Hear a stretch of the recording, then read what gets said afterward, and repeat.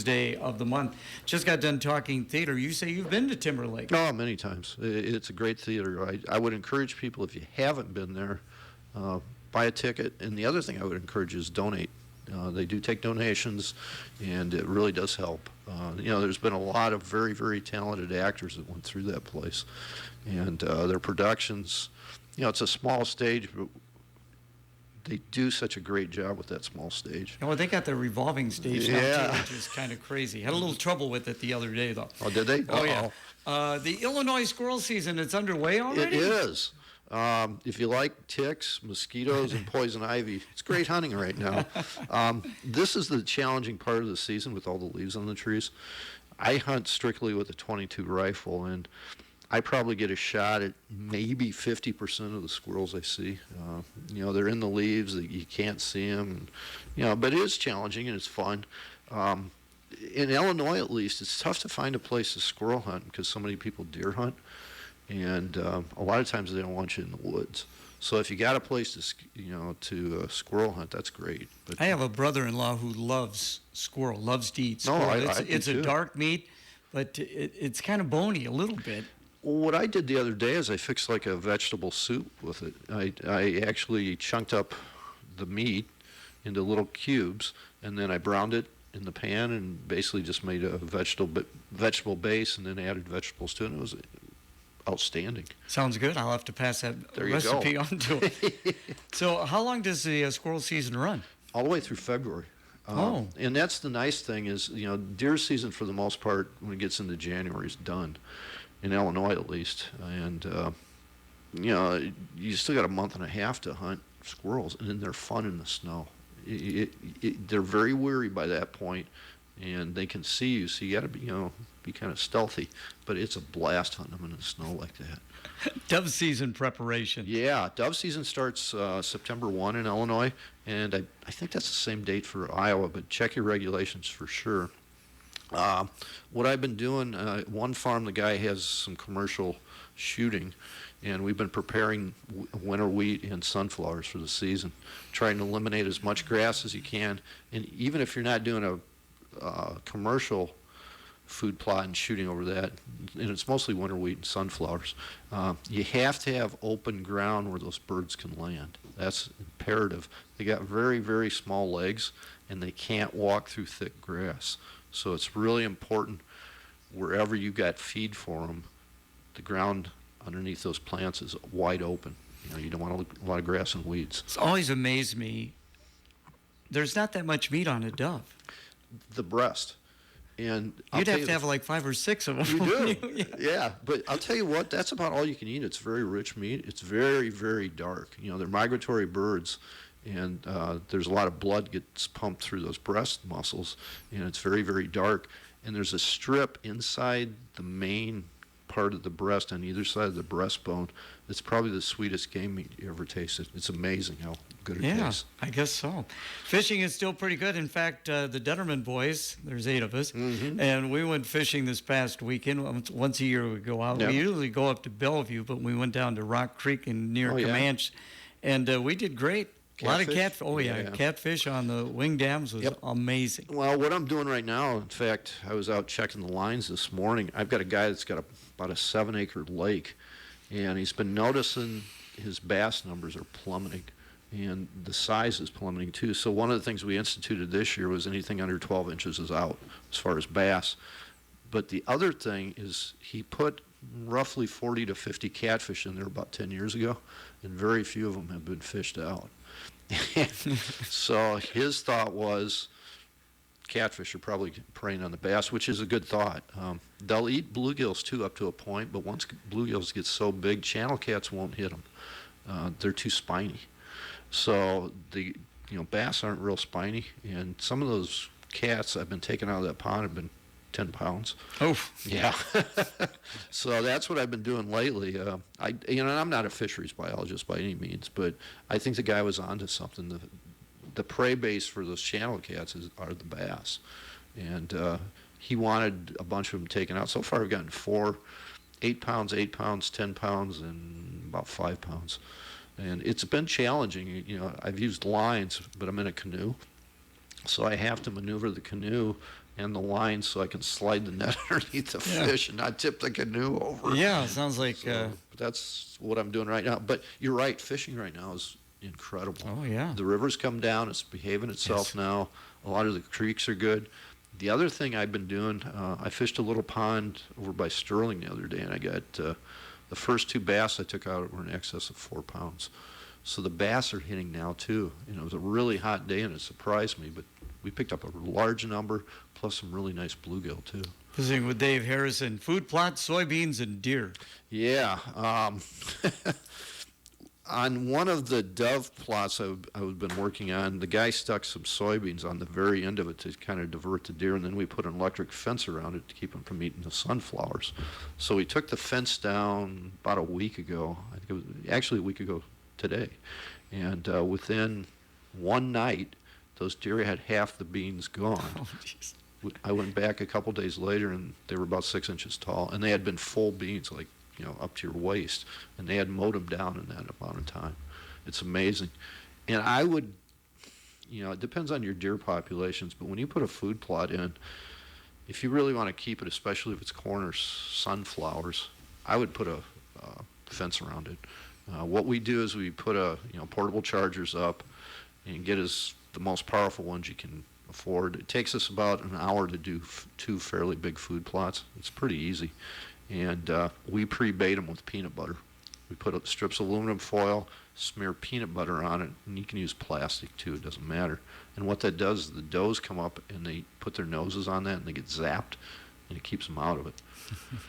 It would keep me out of it. Yeah, it does, yeah. You wouldn't want to go to the cupboard if you're getting zapped by your nose every time. Exactly. Jeez. Stream access. Yeah, in Illinois, stream access has become kind of a hot topic. The rule of the land right now is if you don't have permission to float a stream and it's not navigable, you're trespassing. And there's been tickets given. The problem is the definition of navigable streams is real foggy right now. And the legislature had proposed a bill in Illinois to clear that up. It got stuck in committee and didn't come out this session. It may come out next year. And I've been told by a couple different CPOs or game wardens, whatever you want to call the folks, and sheriff's deputies, a couple different things. That, yeah, it's trespassing. As long as you don't touch the bottom, it's not trespassing. So if you float a stream, outside of the Rock or Mississippi River, you're taking a risk of getting a trespassing ticket. So be very, very careful. If there's any doubt, I would go talk to your CPOs and get a decision from them.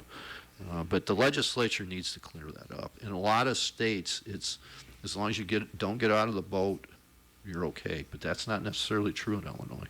So be very, very careful. And in Iowa, check your regs. And I've done it. I've floated down the Green River a few times in a canoe and fished, and I was probably legally trespassing.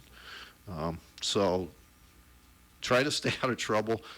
If you can't find a game warden to talk to, at least go to the sheriff and talk to a deputy and get their definition too. So you're kind of looking at more the smaller, like creeks and things Right. along those lines. Yeah, like the Mississippi, it's got a commercial channel in it, so it's navigable, no problem. Mm-hmm. And the Rock River, for the most part, too, you can boat up and down that, and there's no problem. But like the Green River, Rock Creek, around here, there's other creeks that flow into the Mississippi on the Illinois side. Rock Creek over there, the Elkhorn.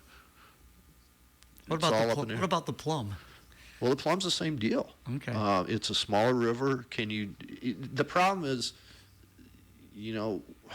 is it a canoe that floats down it, or is it a barge that floats down it? And that's what needs to be defined. Okay, yes. So the legislature basically just needs to say, hey, this is what it is. And it would help the sheriffs, it would help the CPOs, it would help people, to have a final, definition of what they can and can't do. We're definitely not going to get through all of your points. I figured that. You tell me which is the ones that you want to talk about. Sure. I did want to mention one thing. This is my little soapbox. I hope folks out there really understand the importance of local radio. It's so important for communities, and this station is one of the few left in the area. So, Well, thank you. Support this station. It's really important. What am I going to do if I don't have a station like this to go on and talk? Yeah, exactly. So, but local stations are really important. It's very, very, vital. As far as weather, we've had some really rough weather this year. I know you guys always break in with bulletins. It's great. The programming's good, so support the station. That's my soapbox. Very well. Stay on that soapbox. Yeah. Nothing wrong with that. Hey, one thing for our farmer friends that I've noticed, and I didn't put on my list, if you look at a lot of soybean fields right now, you'll see kind of a viney plant growing. It's burr cucumber. And burr cucumber is a real problem weed. It's very viney, it gets into the beans or corn, and basically it stays juicy all the way through harvest season, which is bad because you can't harvest it. It's something I think as farmers, a lot of us have been dealing with it, but it's a problem and becoming more of a problem in more of the county. It used to be somewhat isolated to the Erie area and the Rock River Bottoms, but now I see it all the way up into Carroll County. And a lot of it's because machinery is moved from one place to the other and the seed's on that machinery and it doesn't get cleaned off. And it's become a real issue. I could count almost every field from Morrison to Fulton right now. Soybean field that I saw had this stuff in it. Oh, okay. So it's everywhere. Something to be aware of if you're farming. I know there's a lot of frustration with it trying to get rid of it because of the way it germinates and the way it spreads.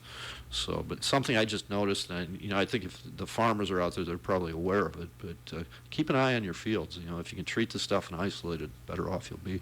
You got some interesting things here. I know. Which one do we want to talk about? How about trumpet vine? Okay, there you go. Trumpet vine is something I'm dealing with on one of my prairie restorations. It's a fairly large restoration, about 100 acres, close to Fulton. And one of the neighbors had trumpet vine. And it's kind of a pretty flower. Hummingbirds use it the whole bit. But the problem is it spreads. And it was spreading into the field. And what you'd see is you find one of the little plants and you pull it up, and it had like a 10 to 20 foot root where all these little sprouts were coming out of it. So there was rhizomes coming out, there's sprouts coming out of the rhizomes, and it was all over. So one of the other landowners went to this landowner and said, hey, can we take that out? I'll plant something else in place of it, replace it for you, no problem. And the person was good enough to say, yeah, go ahead. So now at least we got the mother plants out, but we're still dealing with the young plants. So if you have a choice, put some other plant in besides trumpet vine. Maybe in a yard it's okay, but be very careful because it may start taking your yard over too. And it's amazing how they do that. They do that. Yes. And like the Frankenstein monster quote there I've got, it becomes a monster on its own if you let it go. So a couple other things. Yes. Fall turkey season's coming up in October. And we're on, for Illinois at least, we're on the last lottery right now, which runs through, you can still put a permit in through the 19th of this month. Now you're allowed 2 permits, one through the lottery, and you can buy them over the counter too if there's any available. But fall turkey's a little bit different because they're not breeding, and it's more of they're looking for other individuals just to be with for safety and food. So it's a different type of hunting, but I've never done it before. I'm going to try it this year, so we'll see what happens.